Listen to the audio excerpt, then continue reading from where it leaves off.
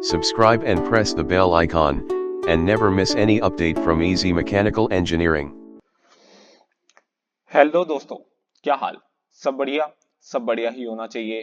तो अभी तक अपने प्रीवियस लेक्चर्स में हमने बेसिक कंसेप्ट्स ऑफ थर्मोडायनेमिक्स को डिटेल में डिस्कस कर लिया था, यानी कि बेसिक कंसेप्ट ऑफ थर्मोडायनेमिक्स में जितने भी टॉपिक्स आते हैं वो सब मैंने कवर कर दिए हैं और हर एक टॉपिक को मैंने डिटेल में एक्सप्लेन किया है। इसके अलावा अपने लास्ट लेक्चर में मैंने आप लोगों को 30 क्वेश्चंस दिए थे सॉल्व करने के लिए, खाली बेसिक कंसेप्ट्स ऑफ थर्मोडायनेमिक्स पे।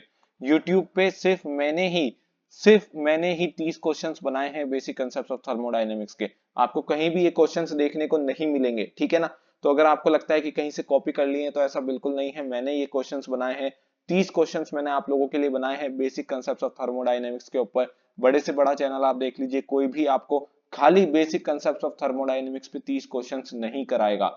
मैं आपको करा रहा हूं क्योंकि मैं चाहता हूं कि जितना भी कंटेंट मेरे पास है वो सब आपको मिले, ठीक है ना। तो 30 क्वेश्चंस सिर्फ बेसिक कंसेप्ट ऑफ थर्मोडायनेमिक्स पे मैंने आपको दिए हैं, और वो क्वेश्चंस इतने अच्छे हैं कि गेट और आईएएस पॉइंट ऑफ व्यू से काफी ज्यादा इंपॉर्टेंट क्वेश्चंस है, और गेट और आईएएस के एग्जाम जब आप देंगे तो उसमें भी आपके काम आएंगे, ठीक है ना। क्वेश्चंस काफी ज्यादा अच्छे हैं, गेट और आईएएस पॉइंट ऑफ व्यू से काफी ज्यादा इंपॉर्टेंट है, तो उन क्वेश्चंस को स्किप मत कीजिएगा। अगर आपने मेरी लास्ट वीडियो नहीं देखी है 30 questions on basic concept of thermodynamics, तो आपसे मैं ये रिक्वेस्ट करता हूं कि पहले जाके मेरी लास्ट वीडियो देखिए, वहां आप 30 क्वेश्चंस को सॉल्व करने की कोशिश कीजिए। अगर आप वो सॉल्व कर पाते हैं तो अच्छी बात है, और नहीं कर पाते हैं तो यहाँ सॉल्यूशंस आप देख सकते हैं। दूसरी बात, अगर आप वो क्वेश्चंस सॉल्व करेंगे तो आपको ये पता लग जाएगा कि आप कितनी प्रिपरेशन कर चुके हैं, ठीक है ना। आप कितना जानते हैं बेसिक कंसेप्ट के बारे में। कई बार होता है कि लोग बेसिक्स ही छोड़ देते हैं। मैंने वो क्वेश्चंस इस तरीके से डिजाइन किए हैं कि अगर आप उन क्वेश्चंस को सॉल्व कर लेंगे तो फर्स्ट लॉ सेकंड लॉ के ऊपर जितने भी क्वेश्चंस आएंगे वहां पे जो छोटे छोटे कंसेप्ट्स हैं वो आपके बिल्कुल भी मिस नहीं होंगे, ठीक है ना।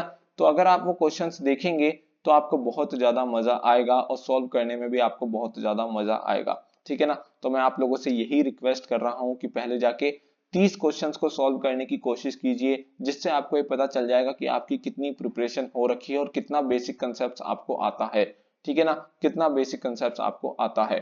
दूसरी बात, इससे पहले मैं बेसिक कंसेप्ट को कंप्लीट कर चुका हूं, इसके अंदर जितने भी टॉपिक आते हैं सभी मैंने डिटेल में एक्सप्लेन किए हैं। तो मैं आप लोगों से ये रिक्वेस्ट करूंगा कि पहले जाके मेरी सारी की सारी वीडियोस देख लीजिए, उसके बाद ही ये वीडियो देखिएगा, क्योंकि अगर आप डायरेक्ट सॉल्यूशन देखेंगे तो हो सकता है कि आपको कई चीजें समझ ना आए, क्योंकि मैंने अपनी वीडियोस के अंदर जो भी मैंने वीडियोस बनाई हैं बेसिक कंसेप्ट ऑफ थर्मोडायनेमिक्स पे, उसमें मैंने छोटे से छोटे कंसेप्ट को डिटेल में डिस्कस किया है, ठीक है। तो अब मैं यहाँ डिस्कस नहीं करूंगा, क्योंकि अगर यहाँ मैं डिस्कस करूंगा उन कंसेप्ट को तो ये वीडियो बहुत ज्यादा लेंदी हो जाएगी। वैसे भी मेरी जो वीडियोस हैं वो ज्यादातर 2 घंटे 1.5 घंटे या 2.5 घंटे की वीडियोस हैं, ठीक है ना। काफी लेंदी वीडियोस मैंने बनाई हैं। क्योंकि लेंदी क्यों है? क्योंकि वहां मैंने हर एक कंसेप्ट को एक्सप्लेन किया। यूट्यूब पे आपको कहीं भी ऐसी वीडियोस देखने को नहीं मिलेंगी जो इतनी लेंदी हो। लेंदी इस वजह से है क्योंकि मैंने हर एक कंसेप्ट को डिटेल में एक्सप्लेन किया है। कई कंसेप्ट लोग छोड़ देते हैं, मैंने एक भी कंसेप्ट नहीं छोड़ा है बेसिक कंसेप्ट ऑफ थर्मोडायनेमिक्स में। हर एक टॉपिक के अंदर जो छोटी से छोटी डिटेल है वो मैंने आपको बताने की कोशिश की है। तो मेरी आप लोगों से रिक्वेस्ट है कि पहले जाके मेरी सारी प्रीवियस वीडियोस देखिएगा, फिर ये वाली वीडियो देखिएगा, ताकि आपको इस वीडियो के अंदर जो भी मैं बता रहा हूं वो समझ आ जाए। तो जिन्होंने भी मेरी प्रीवियस वीडियोस नहीं देखी हैं उनके लिए मैंने डिस्क्रिप्शन में थर्मोडायनेमिक्स प्लेलिस्ट का लिंक दिया हुआ है। उस प्लेलिस्ट के लिंक पे जब आप क्लिक करेंगे तो आपको मेरी सारी की सारी वीडियोस सीरियल वाइज देखने को मिल जाएंगी, ठीक है। तो आज के वीडियो में हम बात करने वाले हैं solutions of 30 questions on basic concept of thermodynamics की, यानी कि जो पिछले लेक्चर में मैंने आपको 30 क्वेश्चंस दिए थे उनके सॉल्यूशंस की आज हम बात करने वाले हैं। सबसे पहले बात करते हैं क्वेश्चन नंबर 1 की। For a rigid container which of the following thermodynamic property remains constant? Temperature, volume, pressure, internal energy. इसका आंसर है वॉल्यूम, ठीक है। अब यहां इस क्वेश्चन को मैं एक्सप्लेन कर रहा हूं, ध्यान से देखिएगा। फॉर अ रिजिड कंटेनर, यहां 2-3 टर्म्स के ऊपर ध्यान दीजिएगा। पहली टर्म है rigid container, for a rigid container, ठीक है। दूसरी टर्म है which of the following thermodynamic property, ठीक है, थर्मोडायनेमिक प्रॉपर्टी रिमेन्स कांस्टेंट, ठीक है, रिमेन्स कांस्टेंट। तीसरी टर्म है कांस्टेंट। तो रिजिड कंटेनर के लिए कौन सी थर्मोडायनेमिक प्रॉपर्टी कांस्टेंट होती है? रिजिड कंटेनर के लिए कौन सी थर्मोडायनेमिक प्रॉपर्टी कांस्टेंट होती है? अब यहां ध्यान दीजिए, जितने भी ऑप्शंस हैं वो सभी क्या है, थर्मोडायनेमिक प्रॉपर्टी है। टेम्परेचर एक थर्मोडायनेमिक प्रॉपर्टी है, वॉल्यूम एक थर्मोडायनेमिक प्रॉपर्टी है, प्रेशर एक थर्मोडायनेमिक प्रॉपर्टी है और इंटरनल एनर्जी एक थर्मोडायनेमिक प्रॉपर्टी है। अब अगर यहां दिया हुआ होता, यहां इंटरनल एनर्जी की जगह वर्क दिया हुआ होता या प्रेशर की जगह हीट दिया हुआ होता, तो आप डायरेक्टली इन दोनों ऑप्शंस को स्किप कर सकते थे, क्योंकि हीट और वर्क थर्मोडायनेमिक प्रॉपर्टी नहीं है। लेकिन अब आपको इस क्वेश्चन को अप्रोच कैसे करना है, क्योंकि यहाँ चारों के चारों ऑप्शंस थर्मोडायनेमिक प्रॉपर्टी ही हैं, तो चारों में से कोई भी हो सकता है।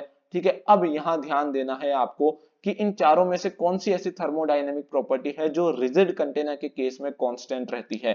तो अगर आपने मेरा लेक्चर देखा है ओपन और क्लोज सिस्टम का, तो वहां जब मैं क्लोज सिस्टम डिस्कस कर रहा था, मैंने आपको दो केसेस बताए थे। केस 1 बताया था रिजिड कंटेनर का केस और केस 2 बताया था पिस्टन सिलेंडर असेंबली का केस। रिजिड कंटेनर के अंदर मैंने एक चीज बताई थी आपको कि रिजिड कंटेनर के केस में वॉल मूवेबल नहीं होती है। Walls are not movable, walls are not movable. लेकिन इसमें पिस्टन सिलेंडर असेंबली के केस में पिस्टन मूव कर सकता है। तो अगर यहाँ कोई गैस भरी हुई है और ये गैस हमारी सिस्टम है, यहाँ कोई गैस भरी हुई है और ये गैस हमारी सिस्टम है, और इस गैस को अगर आप हीट सप्लाई कराते हो तो इस गैस का टेम्परेचर इंक्रीज होगा, यानी कि टेम्परेचर चेंज होगा। टेम्परेचर इंक्रीज होने के साथ साथ मॉलिक्यूल्स और ज्यादा एक्टिव हो जाएंगे, क्योंकि मॉलिक्यूल्स को ज्यादा एनर्जी मिल जाएगी। अब जब मॉलिक्यूल्स बहुत ज्यादा एक्टिव हो जाएंगे तो वो बहुत ज्यादा तेज गति के साथ इन वॉल्स के ऊपर कोलाइड करेंगे, इन वॉल्स के साथ कोलाइड करेंगे, कंटेनर की वॉल्स के साथ कोलाइड करेंगे, जिसके कारण गैस का प्रेशर भी इंक्रीज होगा, यानी कि प्रेशर भी चेंज होगा। टेम्परेचर चेंज होगा, प्रेशर चेंज होगा। ठीक है, और एक चीज और, इंटरनल एनर्जी भी चेंज होगी। अब इंटरनल एनर्जी क्या होती है इसके बारे में हम बाद में बात करेंगे। बेसिक कंसेप्ट ऑफ थर्मोडायनेमिक्स में हम इंटरनल एनर्जी के बारे में बात नहीं करते हैं। अब यहाँ इंटरनल एनर्जी क्यों चेंज हो रही है इसके बारे में भी मैं बाद में डिस्कशन करूंगा, जब मैं इंटरनल एनर्जी आप लोगों को समझाऊंगा। ठीक है ना, तो यहाँ डिस्कस करने की हमको जरूरत नहीं है, क्योंकि यहाँ अगर मैं डिस्कस करूंगा तो वो बहुत ज्यादा लेंथी हो जाएगा। इंटरनल एनर्जी जब डिटेल में मैं आपको पढ़ाऊंगा तो वहां इसी एग्जांपल के साथ आपको बताऊंगा कि इस केस में इंटरनल एनर्जी क्यों चेंज हो रही है। टेम्परेचर चेंज हो रहा है इसलिए इंटरनल एनर्जी चेंज हो रही है, और कैसे इंटरनल एनर्जी टेम्परेचर पे डिपेंड करती है, ये सब मैं आपको डिराइव करके भी बताऊंगा। ठीक है, तो यहाँ अभी ध्यान रखिए कि टेम्परेचर चेंज हो रहा है, प्रेशर चेंज हो रहा है, इंटरनल एनर्जी चेंज हो रही है। लेकिन यहाँ एक चीज है जो चेंज नहीं हो रही है, वो है इस गैस का वॉल्यूम। ठीक है, इस गैस का प्रेशर इंक्रीज हो रहा है, टेम्परेचर इंक्रीज हो रहा है, इंटरनल एनर्जी इंक्रीज हो रही है, लेकिन ये गैस एक्सपेंड नहीं कर रही है। ये गैस एक्सपेंड नहीं कर रही है, क्यों? क्योंकि ये वॉल्स मूव नहीं कर रही हैं। अब ये वॉल्स अगर मूव ही नहीं करेंगी तो गैस एक्सपेंड नहीं करेगी, गैस एक्सपेंड नहीं करेगी, जो सिस्टम है इसका वॉल्यूम सेम रहेगा। ठीक है, इसका वॉल्यूम कांस्टेंट रहेगा।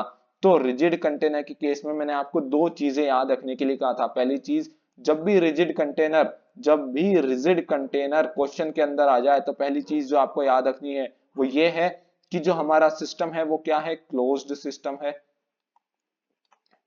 और जो हमारा वॉल्यूम है वो क्या है, कांस्टेंट है। ठीक है, अब क्लोज सिस्टम में क्या होता है, क्लोज सिस्टम के अंदर मास का ट्रांसफर नहीं होता है। क्लोज सिस्टम के केस में हमें मास ट्रांसफर देखने को नहीं मिलता है। अगर यहां से कोई मास अंदर या बाहर नहीं आ रहा है तो मास भी कांस्टेंट रहेगा। ठीक है, यहां मास भी क्या रहेगा, कांस्टेंट रहेगा। यहां मास भी क्या रहेगा, कांस्टेंट रहेगा। तो रिजिड कंटेनर के केस में तीन चीजें हमें याद रखनी है, सिस्टम क्या है, क्लोज सिस्टम है, वॉल्यूम क्या है, कांस्टेंट वॉल्यूम है, और मास भी क्या है, कांस्टेंट है। मास भी क्या है, कांस्टेंट है। अब यहां ध्यान दीजिए पिस्टन सिलेंडर असेंबली के केस में। अब पिस्टन सिलेंडर असेंबली के केस में मान लीजिए यहाँ गैस भरी हुई है। ठीक है, और ये पिस्टन जो है ये लीक प्रूफ है, यहाँ कोई भी लीकेज नहीं हो रहा है। अब यहाँ अगर मैं हीट सप्लाई कराता हूँ तो टेम्परेचर इंक्रीज होगा, टेम्परेचर इंक्रीज होगा, मॉलिक्यूल्स एक्टिव होंगे, मॉलिक्यूल्स बहुत ज्यादा तेजी के साथ इस पे वॉल्स पे कोलाइड करेंगे। अब जब मॉलिक्यूल्स यहाँ कोलाइड करेंगे तो मॉलिक्यूल्स इस पे क्या कर रहे हैं, प्रेशर एक्सर्ट कर रहे हैं, प्रेशर इंक्रीज होगा। जब मॉलिक्यूल्स इस पिस्टन के ऊपर प्रेशर एक्सर्ट करेंगे तो ये पिस्टन राइट हैंड की तरफ मूव करने लगेगा, ये पिस्टन राइट हैंड की तरफ मूव करने लगेगा और गैस एक्सपेंड होने लगेगी, गैस एक्सपेंड होने लगेगी। तो यहां ध्यान से देखिएगा, ये पिस्टन इनिशियली यहाँ पे था, ये पिस्टन इनिशियली यहाँ पे था, अब ये पिस्टन फाइनली यहाँ पे आ गया है। ठीक है, क्योंकि गैस एक्सपेंड हुई है।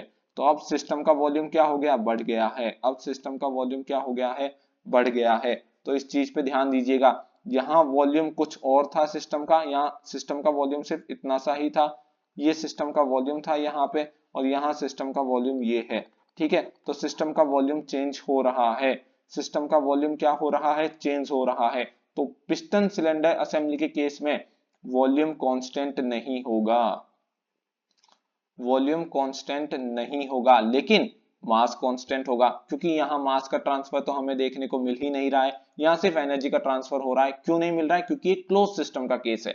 कौन सा केस है, मैंने आपको ये चीज बताई थी कि जब भी पिस्टन सिलेंडर असेंबली या रिजिड कंटेनर क्वेश्चन के अंदर आ जाए तो आपको ये ध्यान रखना है कि क्लोज सिस्टम की बात हो रही है। लेक्चर नंबर 2 में मैंने आपको बताया था, जब वहां मैंने ओपन और क्लोज सिस्टम के बारे में डिस्कस किया था।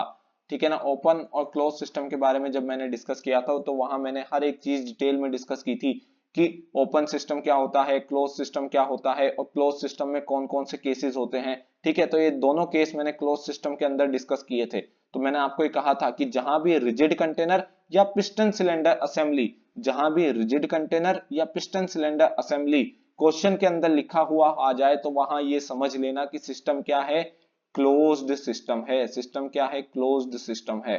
ठीक है, सिस्टम क्या है, क्लोज सिस्टम है। और अगर रिजिड कंटेनर लिखा हो तो ये भी समझ लेना कि वॉल्यूम क्या है, कांस्टेंट है। तो इनमें से कौन सी थर्मोडायनेमिक प्रॉपर्टी कांस्टेंट रहेगी रिजिड कंटेनर के केस में, तो वो है वॉल्यूम। ठीक है, समझ आ गया। अब आगे बढ़ते हैं क्वेश्चन नंबर 2 की तरफ। यहां ध्यान दीजिए, continuum assumption is valid only if, ठीक है, ओनली इफ, इसका आंसर है सी। अब ध्यान से देखिएगा, कॉन्टिनम अजम्पशन क्या होती है, कॉन्टिनम अजम्पशन कब वैलिड होती है, इसके लिए मैंने आपको एक कंडीशन बताई थी Gibbs phase rule, sorry concept of continuum के अंदर, कंसेप्ट ऑफ कॉन्टिनम के अंदर, कंसेप्ट ऑफ कॉन्टिनम वाला जो लेक्चर है मेरा, उसके अंदर मैंने आपको एक कंडीशन बताई थी कि कॉन्टिनम अजम्पशन कब वैलिड होती है। उसकी एक कंडीशन मैंने आपको वहां क्लियरली बताई थी। वहां मैंने आपको बताया था कि जब कैरेक्टरिस्टिक लेंथ, सिस्टम की जो कैरेक्टरिस्टिक लेंथ होती है वो ग्रेटर देन हो, सिस्टम की जो कैरेक्टरिस्टिक लेंथ होती है वो अगर ग्रेटर देन हो, सिस्टम की जो कैरेक्टरिस्टिक लेंथ होती है वो अगर ग्रेटर देन हो 100 times of mean free path के, ठीक है, सिस्टम की जो कैरेक्टरिस्टिक लेंथ हो वो ग्रेटर देन हो 100 times of mean free path के, तभी हमारी कंटिन्यूम अजम्पशन वैलिड होती है। तो मैंने ये वाली कंडीशन आपको कंसेप्ट ऑफ कॉन्टिन्यूम वाले लेक्चर में बताई थी। ठीक है, अगर आपने ये लेक्चर नहीं देखा है तो मैं कहता हूं, अभी भी कह रहा हूं कि ये लेक्चर पहले जाके देखिए। इसलिए मैं बार बार आप लोगों को कह रहा हूं कि पहले मेरे प्रीवियस लेक्चर्स देख लीजिएगा, आपको डायरेक्टली ये चीजें समझ नहीं आएंगी। ठीक है, या तो आपने पहले से पढ़ा हुआ हो तो बात अच्छी है बहुत, लेकिन अगर आपने पहले से नहीं पढ़ा, आप डायरेक्टली इस लेक्चर को देख रहे हैं, ठीक है, आपको ये टर्म्स नहीं मालूम है, तो इसलिए मैं आपको कह रहा हूं आपको दिक्कत हो सकती है। तो कंसेप्ट ऑफ कॉन्टिन्यूम वाले लेक्चर में मैंने आपको बताया था कि जब characteristic length of the system, जो सिस्टम की जो कैरेक्टरिस्टिक लेंथ होती है वो ग्रेटर देन होती है 100 times of mean free path के, तो हमारी कॉन्टिन्यूम अजम्पशन क्या होती है, वैलिड होती है। ये कंडीशन मैंने बता दी थी आपको। अब यहाँ ध्यान दीजिए, इसको लेंथ ग्रेटर देन इस 100 को अगर मैं नीचे ले आऊं तो L बाय 100 हो जाएगा लैम्डा। ठीक है, अब ये 100 को 1 बाय 100 को हम क्या लिख सकते हैं, 100 इनवर्स, ठीक है, L ग्रेटर देन लैम्डा। ठीक है, तो कौन सी कंडीशन बन रही है, ये वाली कंडीशन बन रही है, इससे ये कंडीशन डिराइव हो रही है। ठीक है ना, अब बाकी कंडीशंस की तरफ भी ध्यान दे लेते हैं। Lambda by L greater than 100 inverse, ये क्या है, ये वाली कंडीशन, क्या इससे कंडीशन बन सकती है क्या, देखते हैं। ठीक है, तो इसी इक्वेशन से, ये हमारी मेन इक्वेशन है, इसी इक्वेशन से ये वाली कंडीशन बन सकती है क्या, देखते हैं। ठीक है, L, ये लैम्डा बाय L है तो हमें लैम्डा बाय L बनाना, तो L को हम यहाँ भेज देंगे। ठीक है, 1 greater than 100 into lambda by L। ठीक है, अब लैम्डा बाय L हमको यहाँ मिल गया, अब 100 को हम यहाँ भेज देंगे तो 1 by 100 greater than lambda by L। तो लैम्डा बाय L जो है वो लेस देन है, ठीक है ना, लेस देन है 1 बाय 100 के, यानी कि 100 इनवर्स के। लैम्डा बाय L क्या है, लेस देन है 100 इनवर्स के। लेकिन यहां अगर आप देखेंगे ऑप्शन में तो लैम्डा बाय L क्या है, ग्रेटर देन है 100 इनवर्स के, तो ये वाला ऑप्शन नहीं हो सकता। ठीक है, तो इस वाली इक्वेशन से ये चीज डिराइव नहीं हो रही है। अब इस वाली इक्वेशन से ये चीज डिराइव हो पाती है क्या, यहाँ ध्यान से देखिए, ये चीज तो कभी डिराइव होगी नहीं, क्योंकि यहाँ ग्रेटर देन इक्वल टू का साइन आ रहा है, यहाँ इक्वलिटी भी आ रही है लेकिन यहाँ इक्वलिटी नहीं है। ठीक है, खाली ग्रेटर देन का साइन आपको यहाँ देखने को मिलेगा। ठीक है ना। तो यहाँ ग्रेटर देन इक्वल टू होगा ही नहीं कभी भी, इस कंडीशन में ग्रेटर देन इक्वल टू कहीं आ ही नहीं रहा है, तो ग्रेटर देन इक्वल टू आएगा ही नहीं, तो ये वाला ऑप्शन भी नहीं होगा। अब इस ऑप्शन को भी डिराइव करके देख लेते हैं, lambda greater than L by 100। तो यहाँ देखिए लैम्डा यहाँ है, ठीक है। तो अब यहाँ 100 को मैं नीचे ले जाता हूँ, L by 100, ठीक है। 100 को अगर मैं नीचे ले जाऊं, इस इक्वेशन से मैं ये वाली डिराइव करने की कोशिश करता हूं, 100 को मैं नीचे ले जाऊं तो ग्रेटर देन लैम्डा, ठीक है। तो L by 100 हमेशा ग्रेटर देन होगा लैम्डा से, ठीक है। तो यहाँ देखिए लैम्डा ग्रेटर देन है L by 100 से, लेकिन यहाँ इससे जो डिराइव होगा वो क्या, कौन सा केस होगा, ये वाला केस होगा जिसमें L by 100 ग्रेटर देन होगा लैम्डा से। तो ये दोनों कंडीशन मैच नहीं कर रही हैं, तो ये वाला ऑप्शन भी नहीं होगा, बचा ये वाला ऑप्शन।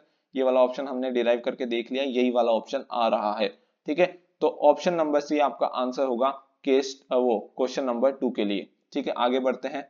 अब यहां ध्यान दीजिए, consider a piston cylinder assembly, consider a piston cylinder assembly, ठीक है। वर्ड्स पे ध्यान दीजिएगा, वर्ड्स पे ध्यान दीजिएगा। Consider a piston cylinder assembly filled with 2 kg of oxygen, ठीक है। 2 kg ऑफ ऑक्सीजन मास दिया हुआ है ऑक्सीजन का। If 5 kilojoule of heat is supplied to it, then what is the percentage change in mass of the system after the completion of process, ठीक है। ध्यान दीजिए, यहाँ जो वर्ड है जिसपे हमें ध्यान देना है, यहाँ जो टर्म है, वर्ड तो नहीं बोलूंगा, टर्म जो है यहाँ जिसपे हमें ध्यान देना है वो कौन सी है, piston cylinder assembly, piston cylinder assembly, ठीक है। और filled with 2 kg of oxygen, if 5 kilojoule of heat is supplied to it, then what is the percentage change in mass of the system, ठीक है। मास के अंदर कितना चेंज आ रहा है, हमें क्या निकालना है, मास के अंदर कितना चेंज आ रहा है। तो इसका आंसर होगा 0%। क्यों होगा, यहां ध्यान दीजिए, मैंने अभी अभी आपको क्वेश्चन नंबर 1 में भी बताया है, जहां पिस्टन सिलेंडर असेंबली आ जाए वहां ये समझ लेना कि जो सिस्टम है वो क्या है, क्लोज्ड सिस्टम है, क्लोज्ड सिस्टम है। पिस्टन सिलेंडर असेंबली और रिजिड कंटेनर हमेशा क्लोज सिस्टम बनाते हैं, ठीक है। पिस्टन सिलेंडर असेंबली और रिजिड कंटेनर हमेशा क्लोज्ड सिस्टम बनाते हैं, ठीक है ना। तो यहाँ पिस्टन सिलेंडर असेंबली लिखा हुआ है। अब जब सिस्टम क्लोज्ड है तो मास का ट्रांसफर तो हो ही नहीं सकता, सिस्टम अगर क्लोज्ड है तो मास का ट्रांसफर हो ही नहीं सकता। और अगर यहाँ 2 kg ऑफ ऑक्सीजन पड़ी है और इसे हम 5 kilo joule of heat supply करा रहे हैं, चाहे हम 5 किलो जूल कराएं, चाहे 100 किलो जूल कराएं, चाहे यहाँ 100 kg ऑफ ऑक्सीजन पड़ी हो, ठीक है, मास का ट्रांसफर यहाँ होगा ही नहीं, तो मास के अंदर कोई चेंज आएगा ही नहीं। कितने भी किलो जूल ऑफ हीट आप सप्लाई करवा लीजिए, ये सब आपको, ये जो डेटा है ये सब आपको कंफ्यूज करने के लिए दिया गया है। यहाँ 2 वर्ड्स पे फोकस करना है, पिस्टन सिलेंडर असेंबली और मास, ठीक है। Piston cylinder assembly close system का एक केस है, ठीक है ना, क्लोज सिस्टम का केस है। पिस्टन सिलेंडर असेंबली हमेशा जो सिस्टम बनाती है वो कौन सा सिस्टम होता है, क्लोज सिस्टम होता है। अब यहाँ ध्यान दीजिए, क्लोज सिस्टम में अंदर, क्लोज सिस्टम के अंदर कोई भी मास का ट्रांसफर नहीं होता है। तो अगर ना ही बाहर से कोई मास अंदर आ रहा है और ना ही अंदर से कोई मास बाहर जा रहा है, तो मास के अंदर कोई चेंज होगा ही नहीं, चाहे आप कितनी भी kilo joule of heat supply कर लीजिए, मास का ट्रांसफर नहीं होगा। तो परसेंटेज चेंज जो होगा मास के अंदर वो क्या होगा, जीरो ही होगा। परसेंटेज चेंज जो होगा मास के अंदर वो क्या होगा, जीरो ही होगा। यहाँ कोई फॉर्मूला नहीं लगेगा, ये कोई न्यूमेरिकल है ही नहीं, ठीक है। कंसेप्ट पे बेस्ड है क्वेश्चन, ठीक है ना। तो क्लोज सिस्टम के केस में मास ट्रांसफर नहीं होगा, इसलिए यहाँ परसेंटेज चेंज इन मास क्या होगा, 0% होगा, ठीक है। आगे बढ़ते हैं, क्वेश्चन नंबर 4 की बात करते हैं। यहाँ देखिए, which of the following is a control volume. अब मैंने लेक्चर नंबर 2 में आपको बताया था, ओपन सिस्टम को हम क्या कहते हैं, कंट्रोल वॉल्यूम कहते हैं। जहां भी कंट्रोल वॉल्यूम आ जाए तो समझ जाना कि कौन से सिस्टम की बात कर रहे हैं हम, ओपन सिस्टम की बात कर रहे हैं। कौन से सिस्टम की बात कर रहे हैं, ओपन सिस्टम की बात कर रहे हैं। तो which of the following is a open system, यहाँ कौन सा एक ओपन सिस्टम है, कौन सा एक कंट्रोल वॉल्यूम है। तो ओपन सिस्टम जब मैंने आप लोगों को पढ़ाया था तो वहां मैंने एग्जांपल्स दिए थे आपको कुछ ओपन सिस्टम के, उन एग्जांपल्स में से ध्यान दीजिएगा। मैंने आपको बताया था कंप्रेसर एक ओपन सिस्टम होता है और बॉयलर एक ओपन सिस्टम होता है। अभी अभी हमने डिस्कस किया है कि रिजिड कंटेनर और पिस्टन सिलेंडर असेंबली हमेशा क्या बनाते हैं, क्लोज्ड सिस्टम बनाते हैं, क्लोज्ड सिस्टम बनाते हैं, ठीक है। तो ये दोनों तो ओपन सिस्टम हो ही नहीं सकते, बचे कौन से, कंप्रेसर और बॉयलर। इन दोनों का एग्जांपल मैंने आप लोगों को दिया था लेक्चर नंबर 2 में, जब मैंने ओपन सिस्टम पढ़ाया था। वहां मैंने साफ साफ आपको बताया था कि कंप्रेसर एक ओपन सिस्टम होता है और बॉयलर एक ओपन सिस्टम बनाता है। कंप्रेसर एक ओपन सिस्टम बनाता है, बॉयलर एक ओपन सिस्टम बनाता है, और कंप्रेसर और बॉयलर एक कंट्रोल वॉल्यूम होते हैं, ठीक है ना, ये चीज मैं आपको बता चुका हूं। आगे बढ़ते हैं, तो आपका जो आंसर हो जाएगा, सही आंसर जो हो जाएगा वो कौन सा हो जाएगा, बी हो जाएगा, 1 and 3। ठीक है, आगे बढ़ते हैं, question number 5। If the intensive property of any system is multiplied by the mass of a system, then the thermodynamic property we get is always. ठीक है, यहां ध्यान दीजिए, if the intensive property of any system is multiplied by the mass of the system. ठीक है, अगर हम system की इंटेंसिव प्रॉपर्टी को सिस्टम के मास से मल्टीप्लाई कर दें, तो जो प्रॉपर्टी हमें मिलेगी, जो थर्मोडायनेमिक प्रॉपर्टी हमें मिलेगी वो कौन सी होगी, जो थर्मोडायनेमिक प्रॉपर्टी हमें मिलेगी वो कौन सी होगी, एक्सटेंसिव प्रॉपर्टी होगी। ठीक है, एक्सटेंसिव प्रॉपर्टी होगी। कैसे, मैंने आप लोगों को बताया था कि स्पेसिफिक प्रॉपर्टी क्या होती है। स्पेसिफिक प्रॉपर्टी क्या होती है, स्पेसिफिक प्रॉपर्टी जब मैंने आपको पढ़ाया था, जब बताया था कि किसी भी एक्सटेंसिव प्रॉपर्टी को अगर आप मास से डिवाइड कर दें, मास से डिवाइड कर दें, तो आपको क्या मिलेगी, स्पेसिफिक प्रॉपर्टी मिलेगी। अब जब मैंने आपको डेंसिटी के बारे में बताया था, तो डेंसिटी में हमने देखा था कि डेंसिटी का फॉर्मूला होता है मास अपॉन वॉल्यूम। मास एक एक्सटेंसिव प्रॉपर्टी होती है, मास एक एक्सटेंसिव प्रॉपर्टी है। ठीक है, ये चीज मैंने आपको बताई थी, कैसे मास एक एक्सटेंसिव प्रॉपर्टी है, सब मैंने आपको बताया था थर्मोडायनेमिक प्रॉपर्टी वाले अपने लेक्चर में। वॉल्यूम भी एक एक्सटेंसिव प्रॉपर्टी है। ठीक है, वॉल्यूम भी एक एक्सटेंसिव प्रॉपर्टी है, लेकिन डेंसिटी क्या है, एक इंटेंसिव प्रॉपर्टी है। डेंसिटी क्या है, एक इंटेंसिव प्रॉपर्टी है। तो यहां से हमने ये देखा था कि इंटेंसिव प्रॉपर्टी क्या होती है, इंटेंसिव प्रॉपर्टी क्या होती है, extensive property bye extensive property, extensive property divided bye extensive property. अब यहां ध्यान दीजिए, स्पेसिफिक प्रॉपर्टी का जो फॉर्मूला लिखा है इस पे ध्यान दीजिए, extensive property divided by mass. Mass खुद क्या है, एक एक्सटेंसिव प्रॉपर्टी है। मास खुद क्या है, एक एक्सटेंसिव प्रॉपर्टी है। तो स्पेसिफिक प्रॉपर्टी का भी फॉर्मूला हम इस तरीके से लिख सकते हैं कि extensive property divided bye extensive property. अब यहां हम एक चीज स्पेसिफाई करते हैं, मास। मास हम स्पेसिफाई इसलिए कर रहे हैं क्योंकि किसी भी एक्सटेंसिव प्रॉपर्टी को अगर आप मास से डिवाइड करोगे तो वो स्पेसिफिक प्रॉपर्टी होगी। यहां हम एक्सटेंसिव प्रॉपर्टी इसलिए नहीं रख रहे हैं क्योंकि यहाँ एक्सटेंसिव प्रॉपर्टीज तो कई सारी होती है। ठीक है ना, एक्सटेंसिव प्रॉपर्टीज में से भी मास को अगर आप डिवाइड करोगे तो वो स्पेसिफिक प्रॉपर्टी होगी, लेकिन मास क्या है, खुद एक एक्सटेंसिव प्रॉपर्टी है। तो यहाँ एक्सटेंसिव प्रॉपर्टी का ही एक्सटेंसिव प्रॉपर्टी से डिवीजन हो रहा है, तो हमें क्या मिल रही है, स्पेसिफिक प्रॉपर्टी मिल रही है। ठीक है, तो हमें क्या मिल रही है, स्पेसिफिक प्रॉपर्टी मिल रही है।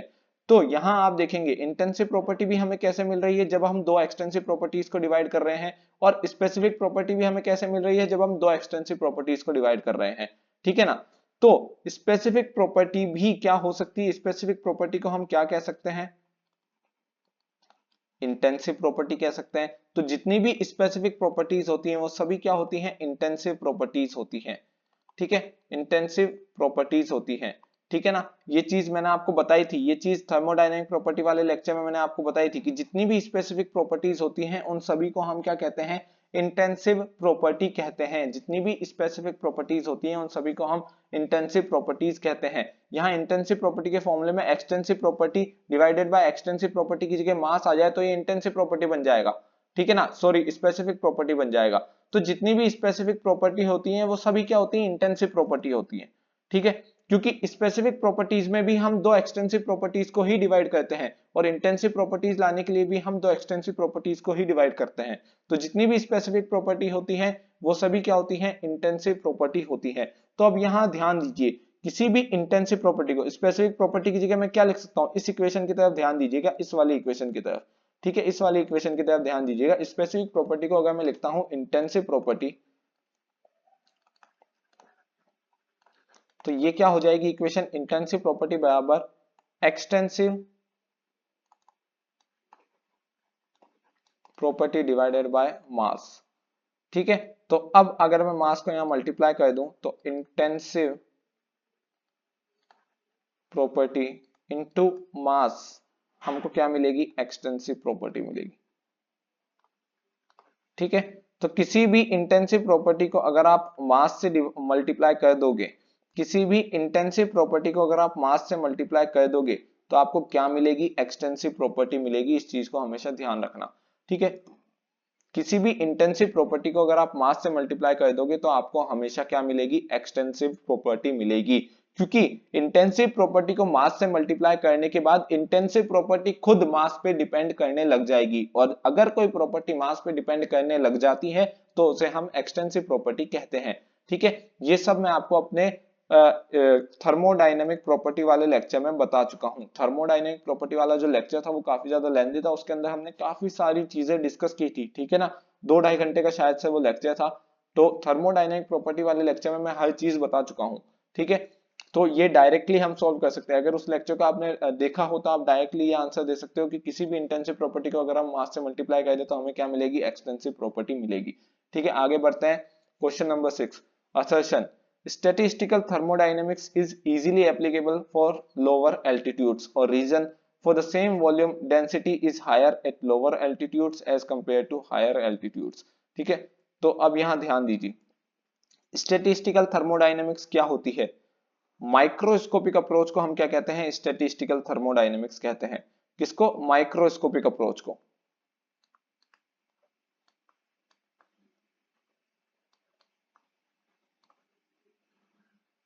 माइक्रोस्कोपिक अप्रोच को हम क्या कहते हैं, स्टैटिस्टिकल थर्मोडायनेमिक्स कहते हैं। तो यहां क्या लिखा जा रहा है, स्टैटिस्टिकल थर्मोडायनेमिक्स यानी कि microscopic approach is easily applicable for lower altitudes, ठीक है। तो ये जो स्टेटमेंट है तो गलत है, सीधा ही गलत है, क्योंकि ये चीज मैं आपको बता चुका हूं कि माइक्रोस्कोपिक अप्रोच को हम हायर एल्टीट्यूड्स पे अप्लाई कर सकते हैं, लोअर एल्टीट्यूड्स पे अप्लाई नहीं कर सकते, ठीक है। ये चीज मैंने आपको बताई थी। मैंने आपको बताया था कि अगर हमारे पास दो सिस्टम है जिनका वॉल्यूम सेम है, दो सिस्टम है जिनका वॉल्यूम क्या है, सेम है ना, और दोनों सिस्टम के अंदर नंबर ऑफ मॉलिक्यूल्स अलग अलग हैं, ठीक है। अगर ये सिस्टम 1 है, इसके अंदर नंबर ऑफ मॉलिक्यूल्स बहुत ज्यादा है, और ये सिस्टम 2 है, इसके अंदर नंबर ऑफ मॉलिक्यूल्स बहुत कम है, तो सेम वॉल्यूम के अंदर यहाँ मास बहुत ज्यादा है और यहाँ मास बहुत कम है। सेम वॉल्यूम के अंदर यहाँ मास बहुत कम है, यहाँ मास बहुत ज्यादा है। तो अगर हम सिस्टम 1 की डेंसिटी निकालेंगे तो क्या निकलेगी, m1/v, और सिस्टम 2 की डेंसिटी क्या निकलेगी, m2/v, ठीक है। यहाँ मास की वैल्यू बहुत कम है, ठीक है, यहाँ मास की वैल्यू ज्यादा है। अब वॉल्यूम अगर सेम है तो डेंसिटी किस पे डिपेंड करेगी, डेंसिटी किस पे डिपेंड करेगी, मास पे डिपेंड करेगी। अगर वॉल्यूम कांस्टेंट है, वॉल्यूम दोनों केसों में सेम है, वॉल्यूम अगर कांस्टेंट है तो डेंसिटी किस पे डिपेंड करेगी, खाली मास पे डिपेंड करेगी, डेंसिटी सिर्फ मास पे डिपेंड करेगी। तो अगर यहाँ मास ज्यादा है तो यहाँ डेंसिटी ज्यादा होगी, यहाँ मास कम है तो यहाँ डेंसिटी कम होगी। तो ρ1 क्या होगा, ज्यादा होगा, और ρ2 क्या होगी, कम होगी, ठीक है। तो ये क्या है, हायर डेंसिटी है, यहाँ क्या है, लोअर डेंसिटी है। अब जहां नंबर ऑफ मॉलिक्यूल्स बहुत ज्यादा होते हैं वहां हम माइक्रोस्कोपिक अप्रोच अप्लाई नहीं कर सकते, वहां हम माइक्रोस्कोपिक अप्रोच अप्लाई नहीं कर सकते, ठीक है। जहां डेंसिटी बहुत ज्यादा होती है, जहां डेंसिटी बहुत हाई होती है, जहां नंबर ऑफ मॉलिक्यूल्स बहुत ज्यादा होते हैं, वहां हम माइक्रोस्कोपिक अप्रोच अप्लाई नहीं कर सकते। क्यों नहीं कर सकते, ये सब मैं आपको मैक्रोस्कोपिक माइक्रोस्कोपिक अप्रोच वाले अपने लेक्चर में पढ़ा चुका हूं, ठीक है ना। क्यों अप्लाई नहीं कर सकते हम, नंबर ऑफ मॉलिक्यूल्स ज्यादा होते हैं तब माइक्रोस्कोपिक अप्रोच, ये सब मैं आपको बता चुका हूं। और यहाँ नंबर ऑफ मॉलिक्यूल्स बहुत कम है, इसलिए यहां हम माइक्रोस्कोपिक अप्रोच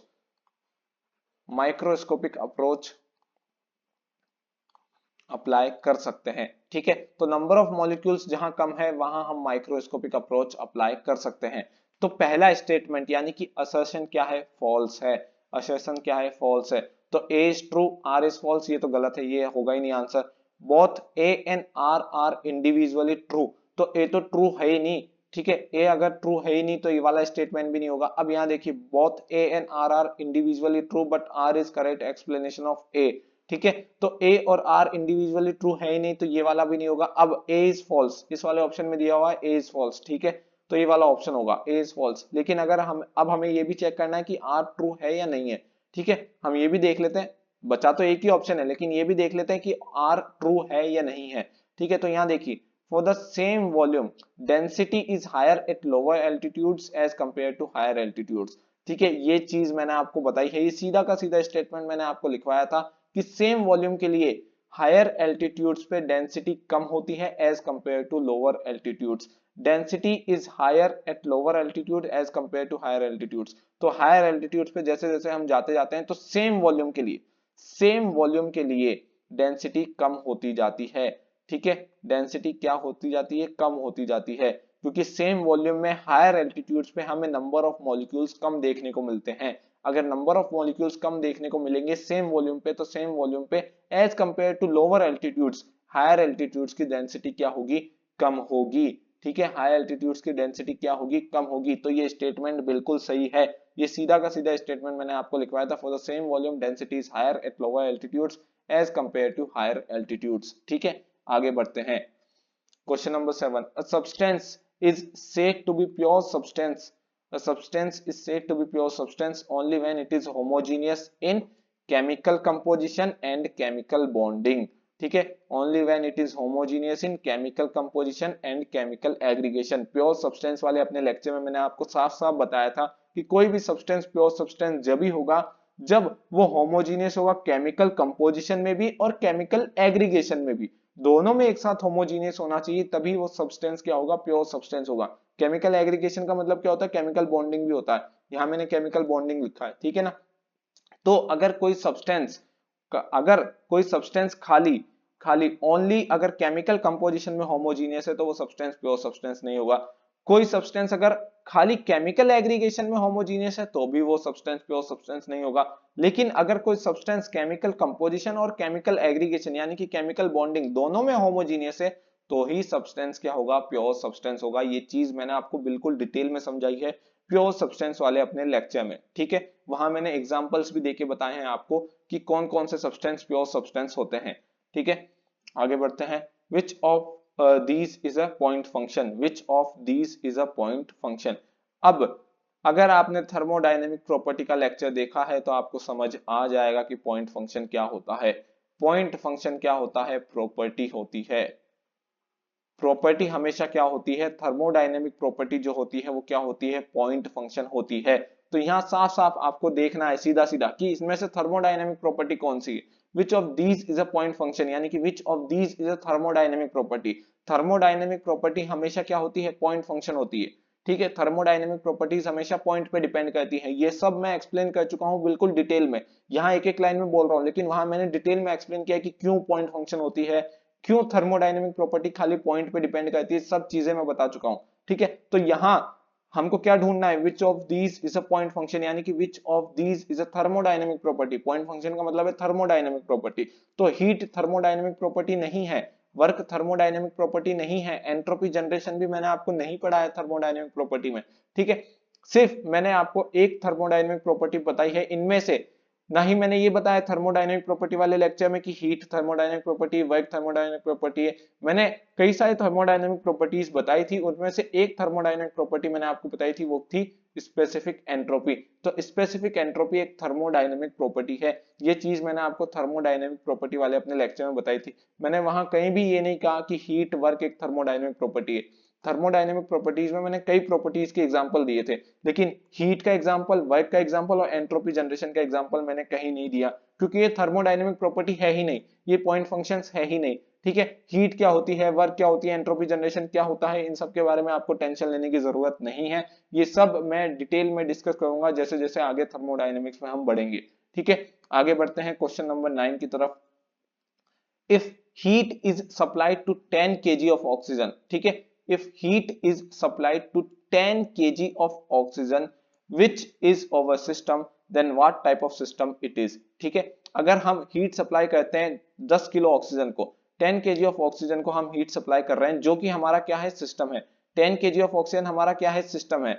अगर हम 10 kg ऑफ ऑक्सीजन को हीट सप्लाई कर रहे हैं जो कि हमारा सिस्टम है, then what type of system it is, ये किस प्रकार का सिस्टम है, किस तरीके का सिस्टम है। 10 kg ऑफ ऑक्सीजन को अगर हम हीट सप्लाई कर रहे हैं जो कि हमारा क्या है, सिस्टम है, तो ये किस प्रकार का सिस्टम है ये हमें बताना है। तो ये कौन सा सिस्टम है, क्लोज सिस्टम है। मैंने आपको बताया था कि अगर हम सिस्टम को क्वांटिटी ऑफ मैटर के रूप में डिफाइन कर रहे हैं तो हमारा सिस्टम हमेशा क्या होगा, क्लोज्ड सिस्टम होगा। और अगर हम सिस्टम को रीजन इन स्पेस के रूप में डिफाइन कर रहे हैं, ठीक है, तो तो हमारा सिस्टम कौन सा होगा, ओपन सिस्टम होगा। क्लोज सिस्टम और ओपन सिस्टम वाले लेक्चर में मैंने ये बात आपको क्लियरली बताई थी और एग्जांपल के साथ बताई थी कि क्यों अगर हम सिस्टम को क्वांटिटी ऑफ मैटर के रूप में डिफाइन करते हैं तो सिस्टम क्लोज सिस्टम होता है, और अगर हम सिस्टम को रीजन इन स्पेस के रूप में डिफाइन करते हैं तो सिस्टम ओपन सिस्टम होता है। ठीक है, तो यहां देखिए, यहां if heat is supplied to 10 kg of oxygen which is over system, 10 kg of oxygen हमारा क्या है, सिस्टम है। तो यहां देखिए सिस्टम को किस तरीके से डिफाइन किया गया, क्वांटिटी 10 kg क्या है, क्वांटिटी ऑफ मैटर के रूप में, ऑक्सीजन क्या है, मैटर। ठीक है, ऑक्सीजन क्या है, मैटर है। ठीक है, तो इधर सिस्टम को विच इज ओवर सिस्टम, इधर सिस्टम को क्वांटिटी ऑफ मैटर के रूप में डिफाइन किया गया है, इसलिए जो हमारा सिस्टम है वो क्या है, क्लोज्ड सिस्टम है। इसलिए जो हमारा सिस्टम है वो क्या है, क्लोज्ड सिस्टम है, ना ही ओपन सिस्टम होगा ना ही आइसोलेटेड होगा, बोथ ए एंड बी तो होगा ही नहीं।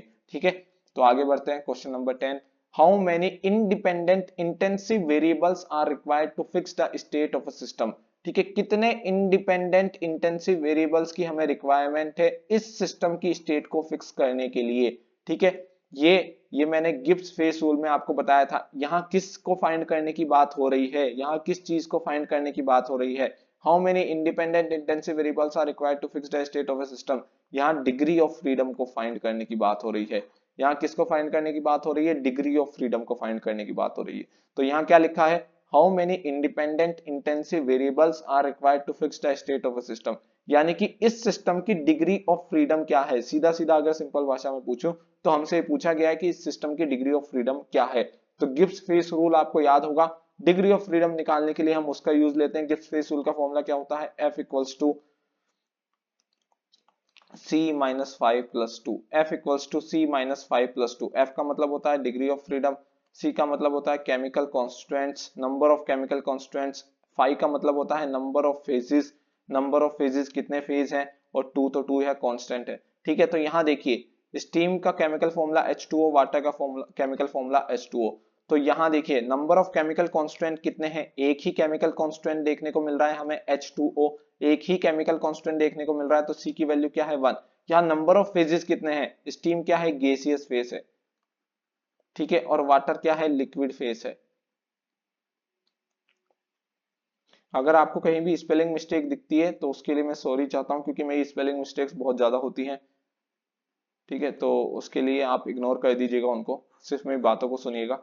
गैसियस फेज और लिक्विड फेज, ठीक है, दो फेजेस हैं यहाँ, तो नंबर ऑफ फेजेस कितने हो जाएंगे, 2 हो जाएंगे। तो अब F निकाल लीजिए, 1 माइनस 2 प्लस 2। ठीक है, 2 से 2 कैंसिल आउट हो जाएगा, F इक्वल्स टू 1, यानी कि हमें सिर्फ एक इंडिपेंडेंट इंटेंसिव वेरिएबल की रिक्वायरमेंट है इस सिस्टम की स्टेट को फिक्स करने के लिए। ठीक है, हमें सिर्फ एक इंडिपेंडेंट इंटेंसिव वेरिएबल की रिक्वायरमेंट है इस सिस्टम की स्टेट को फिक्स करने के लिए, यानी कि हमारा जो डिग्री ऑफ फ्रीडम है इस सिस्टम के लिए, इस पर्टिकुलर सिस्टम के लिए, वो क्या है, 1 है। ठीक है, और डिग्री ऑफ फ्रीडम का मतलब क्या है कि हमें सिर्फ एक इंडिपेंडेंट इंटेंसिव वेरिएबल की रिक्वायरमेंट है इस सिस्टम की स्टेट को, इस सिस्टम की कंडीशन को फिक्स करने के लिए। ठीक है, अब आगे बढ़ते हैं। ये सब मैं आपको गिब्स फेस रूल वाले अपने लेक्चर में बता चुका हूँ। गिब्स फेस रूल का लेक्चर देखिएगा आप मेरा, ठीक है, उसमें मैंने डिटेल में एक्सप्लेन की है हर एक चीज। ठीक है ना, ये वाला एग्जांपल भी मैंने आपको दिया है, तो अगर जिसने देखा होगा गिब्स फेस रूल का मेरा लेक्चर, उसने डायरेक्टली आंसर दे दिया होगा, 1 सेकंड का आंसर था, सीधा 1 लिखना था। ये वाला एग्जाम्पल मैंने करवाया है वहां। ठीक है, आगे बढ़ते हैं, question number 11, identify the group containing the appropriate match of each item in list 1 and list 2। identify the group containing the appropriate match of items in list 1 and list 2। ठीक है, हमें मैच करने हैं लिस्ट 1 और list 2 के items. तो यहाँ ध्यान दीजिए, turbine, thermodynamic cycle, water heated in rigid container और इंटेंसिव प्रॉपर्टी। अब देखिए टरबाइन क्या होता है, मैंने आपको ओपन सिस्टम के केस में बताया था कि टरबाइन क्या है, कंट्रोल वॉल्यूम है। टरबाइन क्या है, कंट्रोल वॉल्यूम है। मैंने ओपन सिस्टम के केस में, जब मैंने ओपन सिस्टम पढ़ाया था तो वहां मैंने एग्जांपल्स दिए थे, कंप्रेसर, बॉयलर, टरबाइन, इन सब के। तो टरबाइन क्या है, कंट्रोल वॉल्यूम है। ठीक है, अब बात करते हैं थर्मोडायनेमिक साइकिल की। थर्मोडायनेमिक साइकिल जब मैंने आपको पढ़ाया था तो वहां मैंने आपको बताया था कि थर्मोडायनेमिक साइकिल के केस में चेंज इन प्रॉपर्टी क्या होती है, 0 होती है।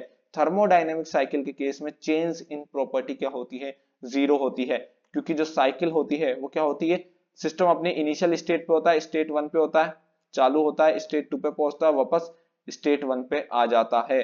तो सिस्टम की जो फाइनल प्रॉपर्टी होती है वही इनिशियल प्रॉपर्टी होती है, ठीक है। सिस्टम की जो फाइनल प्रॉपर्टी होती है वही इनिशियल प्रॉपर्टी होती है। इस वजह से सिस्टम की जो प्रॉपर्टी के अंदर चेंज होता है वो क्या होता है, जीरो होता है, क्योंकि थर्मोडायनेमिक प्रॉपर्टी में सिस्टम जिस स्टेट से चालू होता है उसी स्टेट पे वापस आ जाता है, यानी कि उसी कंडीशन पे वापस आ जाता है। तो थर्मोडायनेमिक प्रॉपर्टीज क्या होती हैं, चेंज इन प्रॉपर्टी क्या होती है, थर्मोडायनेमिक साइकिल के केस में जीरो होती है। ये भी मैं आपको पढ़ा चुका हूं। Water heated in a rigid container, water heated in a rigid container क्या होगा, यहाँ सीधा सीधा रिजिड कंटेनर आ रहा है लिखा हुआ, रिजिड कंटेनर जैसे ही आए सीधा कहां लिखना है आपको, कांस्टेंट वॉल्यूम पे पहुंचना है। सीधा कहां पहुंचना है, कांस्टेंट वॉल्यूम पे पहुंचना है, ठीक है। और यहां देखिए एस क्या है, इंटेंसिव प्रॉपर्टी। अब इंटेंसिव प्रॉपर्टी क्या होती है, स्पेसिफिक वॉल्यूम एक इंटेंसिव प्रॉपर्टी है। मैंने अभी अभी बताया था, जस्ट कुछ क्वेश्चंस पहले आपको बताया था, जितनी भी स्पेसिफिक प्रॉपर्टीज होती है वो सभी क्या होती है, इंटेंसिव प्रॉपर्टी होती है। जितनी भी स्पेसिफिक प्रॉपर्टीज होती है वो सभी क्या होती है, इंटेंसिव प्रॉपर्टीज होती है। तो टरबाइन मैच करेगा किससे, कंट्रोल वॉल्यूम से, ठीक है। क्यू यानी कि थर्मोडायनेमिक साइकिल मैच करेगा किससे, चेंज इन प्रॉपर्टीज 0 1 से, ठीक है। R water heated in a rigid container match करेगा कांस्टेंट वॉल्यूम से, ठीक है। और एस हमारा इंटेंसिव प्रॉपर्टी मैच करेगी स्पेसिफिक वॉल्यूम से, ठीक है। स्पेसिफिक वॉल्यूम क्या है, एक इंटेंसिव प्रॉपर्टी है। ये चीज मैंने आपको, ये वाला एग्जांपल स्पेसिफिक वॉल्यूम का एग्जांपल मैंने आपको लेक्चर में भी दिया है, ठीक है। तो डायरेक्टली अगर आपने लेक्चर देखा होगा तो आप डायरेक्टली सॉल्व कर लेंगे। तो इंटेंसिव प्रॉपर्टी किससे मैच कर रही है, थर्ड वाले से। तो ये वाला आपका आंसर होगा P2Q1R4S3, P2Q1R4S3, सी आपका आंसर है 11th के लिए। आगे बढ़ते हैं 12th। A control volume is, a control volume is, control volume क्या है, a region in space upon which our study is focused. Control volume is a region in space upon which our study is focused. अब ध्यान दीजिएगा, ठीक है। मैंने आपको अभी अभी भी बताया थोड़ी देर पहले, थोड़े क्वेश्चंस पहले, कंट्रोल वॉल्यूम क्या होता है, ओपन सिस्टम होता है, ओपन सिस्टम होता है। कंट्रोल वॉल्यूम क्या होता है, ओपन सिस्टम होता है, ठीक है। तो अगर आपने मेरे ओपन और क्लोज सिस्टम का लेक्चर देखा होगा तो आपको ये चीज याद होगी, ये चीज मैंने लिखवाई थी, ठीक है। कंट्रोल वॉल्यूम क्या होता है, ओपन सिस्टम होता है। अब ओपन सिस्टम को हम हमेशा रीजन इन स्पेस के रूप में डिफाइन करते हैं। जस्ट अभी अभी कुछ क्वेश्चंस पहले मैंने आपको बताया है, ठीक है। और अगर आपने मेरा लेक्चर देखा होगा तो वहां पे तो पता चल ही गया होगा आपको, ठीक है। तो ओपन सिस्टम को हम हमेशा रीजन इन स्पेस के रूप में डिफाइन करते हैं। तो control volume is a region in space upon which our study is focused. Control volume क्या है, ओपन सिस्टम है, और ओपन सिस्टम क्या होता है, a region in space upon which our study is focused, ठीक है। A quantity of matter upon which our study is focused, ये कौन सा होगा, ठीक है। यहां यहां कौन सा होगा, क्वांटिटी ऑफ मैटर के रूप में, क्वांटिटी ऑफ मैटर के रूप में अगर हम सिस्टम को डिफाइन कर रहे हैं तो ये कौन सा होगा, ये डेफिनेशन है क्लोज सिस्टम की, ठीक है। क्लोज सिस्टम की डेफिनेशन है quantity of matter upon which our study is focused. अगर आपकी स्टडी क्वांटिटी ऑफ मैटर पे फोकस है, इसका मतलब जो सिस्टम है वहां वो कौन सा क्लोज सिस्टम है। लेकिन अगर आपकी स्टडी रीजन इन स्पेस के ऊपर फोकस है, स्पेस के ऊपर एक पर्टिकुलर रीजन के ऊपर फोकस है, तो आपका जो सिस्टम है वो क्या है, ओपन सिस्टम है, ठीक है। तो ये वाला ऑप्शन होगा नहीं, क्लोज सिस्टम का है। आइसोलेटेड सिस्टम का भी हो ही नहीं सकता, कंट्रोल वॉल्यूम आइसोलेटेड सिस्टम होता ही नहीं है। कंट्रोल वॉल्यूम का आप क्लोज सिस्टम भी नहीं कहते हैं, कंट्रोल वॉल्यूम का आप ओपन सिस्टम कहते हैं। और ओपन सिस्टम की डेफिनेशन होती है a region in space upon which our study is focused, यानी कि ओपन सिस्टम जब भी होता है तो ओपन सिस्टम के केस में हम हमेशा सिस्टम को रीजन इन स्पेस के रूप में डिफाइन करते हैं। ये चीज आपको मैंने ओपन सिस्टम क्लोज सिस्टम वाले लेक्चर में बताई है, ठीक है। वहां मैंने बिल्कुल डिटेल में एक्सप्लेन किया है कि क्यों ओपन सिस्टम को हम रीजन इन स्पेस के रूप में डिफाइन करते हैं, ठीक है ना। अब आगे बढ़ते हैं क्वेश्चन नंबर 13, असर्शन और रीजन, ठीक है। Microscopic approach is also called statistical thermodynamics. Microscopic approach को हम स्टैटिस्टिकल थर्मोडायनेमिक्स कहते हैं, सही स्टेटमेंट है, कोई दिक्कत नहीं है। रीजन, ठीक है, large amount of data is obtained in macroscopic approach, बिल्कुल सही बात है, क्योंकि मैक्रो नहीं, माइक्रोस्कोपिक अप्रोच, बिल्कुल सही बात है। क्योंकि माइक्रोस्कोपिक अप्रोच के अंदर हम हर एक मॉलिक्यूल के ऊपर फोकस करते हैं, हम हर एक मॉलिक्यूल के ऊपर फोकस करते हैं। माइक्रोस्कोपिक अप्रोच में हम मॉलिक्यूलर लेवल पे एनालिसिस करते हैं सिस्टम की, और हर एक मॉलिक्यूल के ऊपर फोकस करते हैं। जब हम हर एक मॉलिक्यूल के ऊपर फोकस करते हैं तो हमारे पास large number of data collect हो जाता है, और उस लार्ज नंबर ऑफ डेटा को एनालिसिस करने के लिए, उस लार्ज नंबर ऑफ डेटा की एनालिसिस करने के लिए हमें स्टैटिस्टिकल मैथमेटिक्स का यूज लेना पड़ता है, स्टैटिस्टिकल टेक्निक्स का यूज लेना पड़ता है। ठीक है, जो एडवांस मैथ्स होती है हमारी उसको यूज लेना पड़ता है, स्टैटिस्टिकल टेक्निक्स का यूज लेना पड़ता है लार्ज नंबर ऑफ डेटा को एनालाइज करने के लिए। ठीक है, और इसीलिए हम माइक्रोस्कोपिक अप्रोच को स्टैटिस्टिकल थर्मोडायनेमिक्स कहते हैं। तो ए और आर दोनों सही हैं, और आर क्या है, करेक्ट एक्सप्लेनेशन है ए का। ठीक है, both A and R individually true and R is correct explanation of A. Option number D आपका आंसर है। ठीक है ना, तो माइक्रोस्कोपिक अप्रोच को हम स्टैटिस्टिकल थर्मोडायनेमिक्स कहते हैं। और क्यों कहते हैं, क्योंकि large amount of data microscopic approach में हमें मिलता है। माइक्रोस्कोपिक अप्रोच में लार्ज अमाउंट ऑफ डेटा क्यों मिलता है, क्योंकि माइक्रोस्कोपिक अप्रोच में हम हर एक मॉलिक्यूल की एनालिसिस करना चाहते हैं, हम हर एक मॉलिक्यूल पे ध्यान देते हैं। हर एक मॉलिक्यूल पे जब हम ध्यान देते हैं तो हर एक मॉलिक्यूल का डेटा रिकॉर्ड करते हैं। हर एक मॉलिक्यूल का जो डेटा हमें मिलता है वो बहुत ज्यादा होता है, क्योंकि नंबर ऑफ मॉलिक्यूल्स बहुत ज्यादा होते हैं। तो उस डेटा को, लार्ज अमाउंट ऑफ डेटा को एनालाइज करने के लिए हमें स्टैटिस्टिकल टेक्निक्स का यूज लेना होता है, और इसीलिए हम माइक्रोस्कोपिक अप्रोच को स्टैटिस्टिकल थर्मोडायनेमिक्स कहते हैं। ठीक है, ये चीज भी मैंने एक्सप्लेन की है मैक्रोस्कोपिक माइक्रोस्कोपिक वाले अपने लेक्चर में।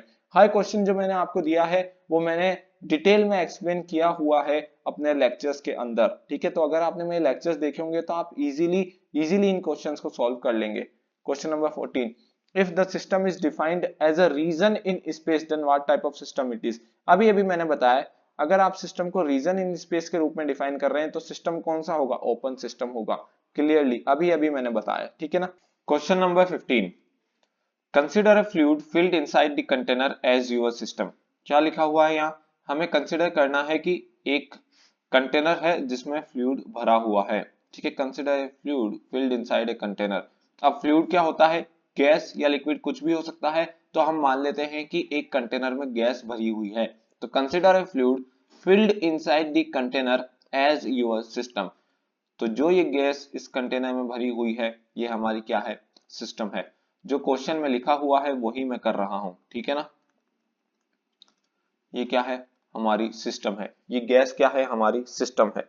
Now if we divide this system with imaginary boundary, हमें क्या करना है, अगर हम सिस्टम को एक इमेजिनरी बाउंड्री के थ्रू डिवाइड करें इन सच अ वे, इस तरीके से कि one part is 2/3 of the other part, then which property of system remains unchanged।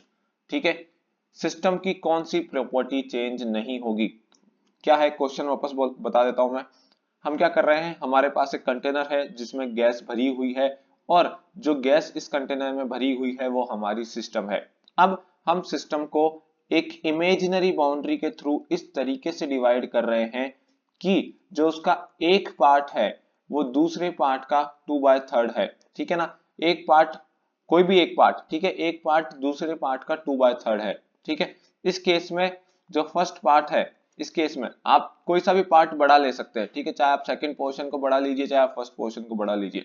तो इस केस में जो फर्स्ट पोर्शन है वो सेकंड पोर्शन का 2/3 है। ठीक है ना, इसमें जो फर्स्ट पोर्शन है वो सेकंड पोर्शन का 2/3 है। ठीक है, फर्स्ट पोर्शन छोटा है, सेकंड पोर्शन बड़ा है।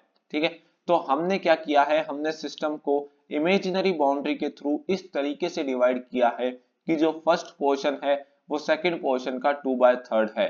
ठीक है, अब हमें ये बताना है कि सिस्टम की कौन सी प्रॉपर्टी चेंज नहीं होगी, सिस्टम की कौन सी प्रॉपर्टी चेंज नहीं होगी।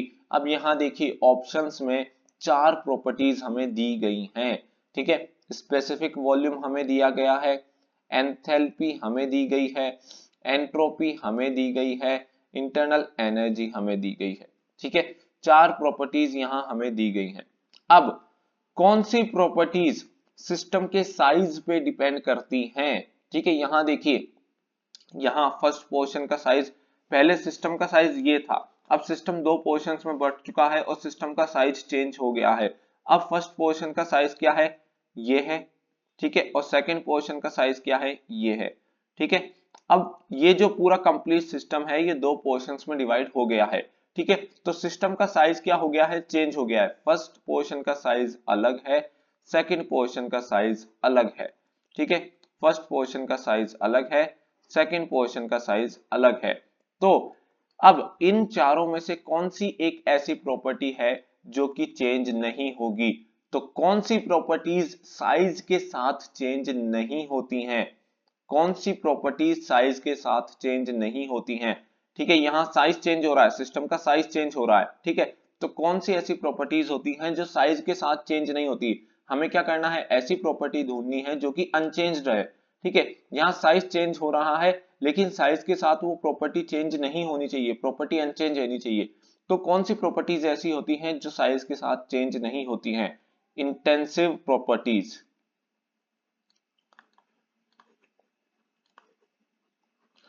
इंटेंसिव प्रॉपर्टीज कभी भी साइज के साथ चेंज नहीं होती हैं। ठीक है, इंटेंसिव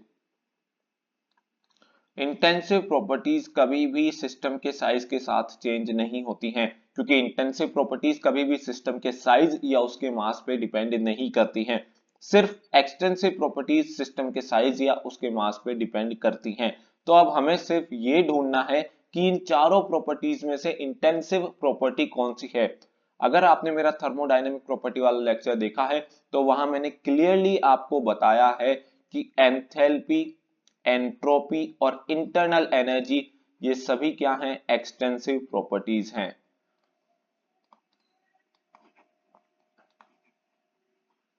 ठीक है, अब बात आती स्पेसिफिक वॉल्यूम।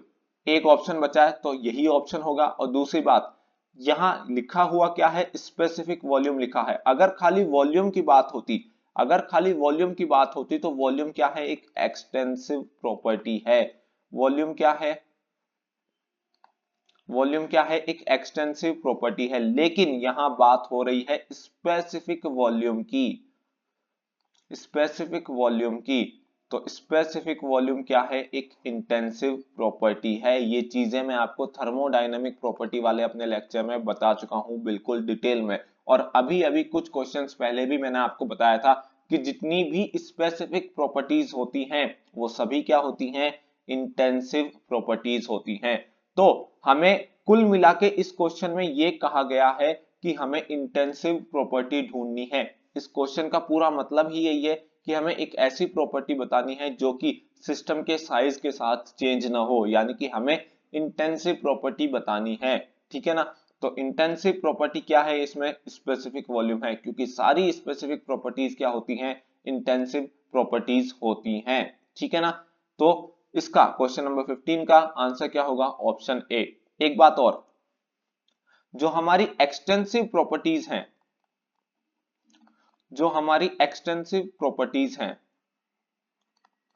उन्हें हम हमेशा ऐड कर सकते हैं। जैसे कि अगर फॉर एग्जांपल, इसको मिटा देता हूं मैं, है ना, इसको मिटा देता हूं ताकि मेरे पास स्पेस हो जाए। ये मैं एक्स्ट्रा में बता रहा हूं आपको, इस क्वेश्चन से रिलेटेड नहीं है लेकिन आपके आगे काम आ सकता है न्यूमेरिकल्स करने में। जो हमारी एक्सटेंसिव प्रॉपर्टीज होती हैं उन्हें हम हमेशा ऐड कर सकते हैं। ठीक है, मान लीजिए मेरे पास एक सिस्टम है जिसका टोटल वॉल्यूम V है। ठीक है, अब मैं इस सिस्टम को दो इक्वल पार्ट्स में डिवाइड करता हूं इमेजिनरी बाउंड्री के थ्रू, तो वॉल्यूम क्या हो जाएगा, V/2 हो जाएगा। ठीक है, अब यहां ध्यान दीजिए, वॉल्यूम क्या है, टोटल वॉल्यूम क्या है, V है। और इस सिस्टम को अगर मैं दो इक्वल पार्ट्स में डिवाइड कर रहा हूं तो इसका वॉल्यूम क्या हो रहा है, V/2 हो रहा है। ठीक है, तो हम टोटल वॉल्यूम हमेशा कैलकुलेट कर सकते हैं इन दोनों वॉल्यूम्स को ऐड करके, V/2 प्लस V/2। ठीक है, दोनों पोर्शंस के वॉल्यूम को मैं ऐड कर सकता हूं, पोर्शन 1 और पोर्शन 2 दोनों पोर्शंस के वॉल्यूम को मैं ऐड कर सकता हूं और मेरा आंसर क्या आएगा, V आएगा। ठीक है, तो एक्सटेंसिव प्रॉपर्टीज को हम ऐड कर सकते हैं। टोटल एक्सटेंसिव प्रॉपर्टीज, जो भी जितनी भी एक्सटेंसिव प्रॉपर्टीज होती है, जैसे कि वॉल्यूम एक एक्सटेंसिव प्रॉपर्टी, अगर इसको दो पार्ट में बांट दिया तो वॉल्यूम को मैं ऐड कर सकता हूं। ठीक है, एक्सटेंसिव प्रॉपर्टीज को हम हमेशा ऐड कर सकते हैं। अगर मैंने सिस्टम को इक्वल पार्ट्स में डिवाइड किया है और अगर इनिशियली सिस्टम का जो मास है वो m है, तो यहाँ दो इक्वल पार्ट्स में मैंने सिस्टम को डिवाइड किया हुआ है। अब यहाँ दो पोर्शंस हैं तो दोनों पोर्शंस का मास कितना हो जाएगा, m/2 हो जाएगा। ठीक है, तो इधर हम टोटल मास निकालने के लिए, इस सिस्टम का टोटल मास निकालने के लिए इस दोनों पोर्शन के, इन दोनों पोर्शंस के मासेस को जोड़ सकते हैं, m/2 प्लस m/2 कर सकते हैं, हमें टोटल मास मिल जाएगा सिस्टम का। लेकिन ये सिर्फ एक्सटेंसिव प्रॉपर्टीज में किया जा सकता है। अगर हम बात करें इंटेंसिव प्रॉपर्टीज की,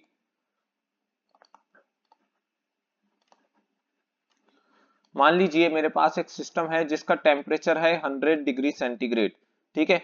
अब इंटेंसिव प्रॉपर्टी क्या होती है, कभी भी मास पे या साइज पे डिपेंड नहीं करती हैं। अगर मैंने सिस्टम को दो इक्वल पार्ट्स में डिवाइड किया तो भी सिस्टम का टेम्परेचर 100 डिग्री सेंटीग्रेड होगा। दोनों पोर्शंस का टेम्परेचर आपको 100 डिग्री सेंटीग्रेड देखने को मिलेगा।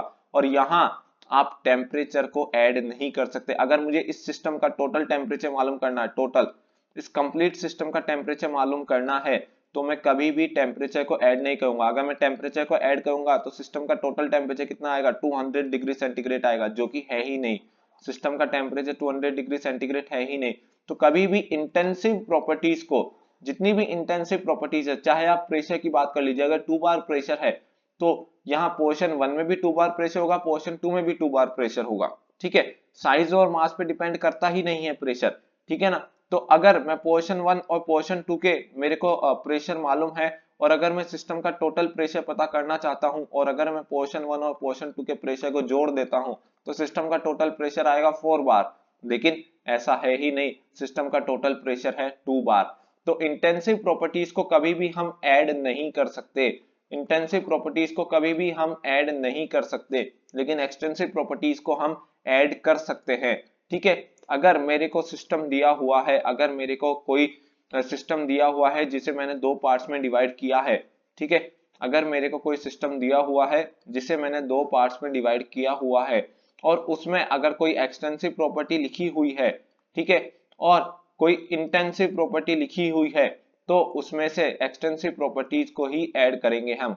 सिस्टम की टोटल प्रॉपर्टीज, टोटल इसका जो टोटल वॉल्यूम होगा, सिस्टम का टोटल वॉल्यूम क्या हो जाएगा, इस कंप्लीट सिस्टम का वॉल्यूम क्या हो जाएगा, V/2 + V/2, ठीक है, इक्वल्स टू V। लेकिन इस सिस्टम का कंप्लीट टेम्परेचर क्या होगा, ठीक है, इस सिस्टम का कंप्लीट टेम्परेचर क्या होगा ये हम पता नहीं लगा सकते पोर्शन 1 और पोर्शन 2 के टेम्परेचर्स को ऐड करके, क्योंकि टेम्परेचर एक इंटेंसिव प्रॉपर्टी है, और इंटेंसिव प्रॉपर्टी को हम कभी भी ऐड नहीं कर सकते। सिर्फ एक्सटेंसिव प्रॉपर्टीज को ही हम ऐड कर सकते हैं सिस्टम की टोटल प्रॉपर्टी फाइंड आउट करने के लिए, ठीक है। ये मैंने एडिशनल चीज आपको बताई है जो कि आगे भी आपके कहीं ना कहीं न्यूमेरिकल्स में काम आएगी, ठीक है ना, इस चीज का ध्यान रखिएगा। अब नेक्स्ट क्वेश्चन अगले लेक्चर में देखते हैं, ठीक है ना। ये लेक्चर काफी ज्यादा लेंथी हो गया है, फिर वीडियो बहुत ज्यादा लंबी हो जाएगी और आप लोग देखेंगे नहीं, तो इसलिए मैं लेक्चर को यहीं रैप अप कर रहा हूँ, ठीक है ना। नेक्स्ट जो क्वेश्चन है 16 to 30 वो हम अगले लेक्चर में देखेंगे, ठीक है। तो इस लेक्चर को मैं यहीं ओवर कर रहा हूँ। अगर आपको ये वीडियो पसंद आई है तो प्लीज इस वीडियो को लाइक जरूर कीजिएगा, अपने दोस्तों के साथ शेयर कीजिएगा, और चैनल को सब्सक्राइब करना मत भूलिएगा। मिलते हैं अगली वीडियो में, तब तक के लिए थैंक यू।